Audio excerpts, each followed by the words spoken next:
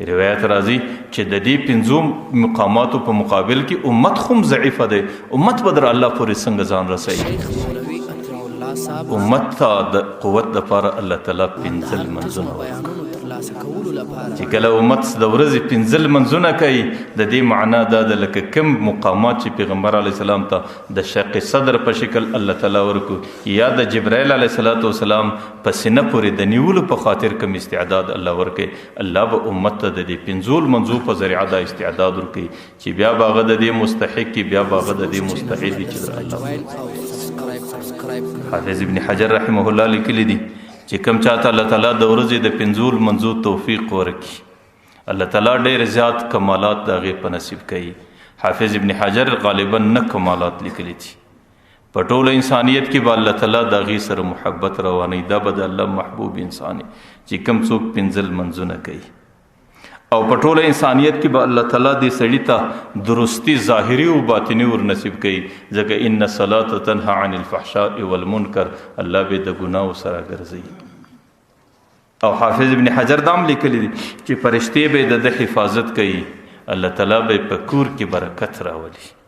نو یو خو به الله تعالی به خپل محبوب کی، او دویم به صحیح سالم صحت ظاهرا او باطنا ورکی، او فرشتي به الله د حفاظت لپاره راوستي، او په کور کې به الله تعالی برکتونه ورچي، او په کور کې به د ژوندۍ نظام په ډېر سکون باندې.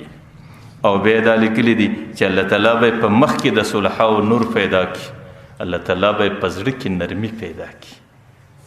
او د زړه نرمي دا د مسلمان بهترین صفت دی چې د انسانانو سره د انسان زندگی په نرمه لهجه کې، ځکه دا اخلاق حسنه دي. او د پیغمبر علیه السلام د راتللو مقصد هم اخلاق حسنه، بعثت لاتمم مکارم الاخلاق. او دا لیکلي دي چې الله تعالی به پر پل صراط باندې د برق په شان باندې تیر کړي، الله تعالی به د جهنم څخه حفاظت ور نصیب کړي، الله تعالی به د جنت معیت او یو ځایوالی ور نصیب کړي.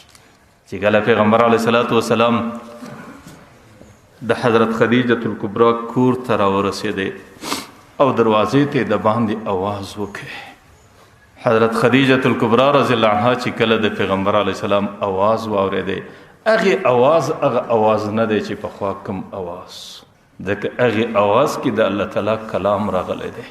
هغه انسان نه دی چې پخوا کوم انسان، هغه خوشبویي نه ده چې په خوا کومه خوشبویي وه چې هغې دروازه ور خلاصه که په الله قسم د هغې انوارات د الله تعالی د عرش و د اسمان سره لګېږي.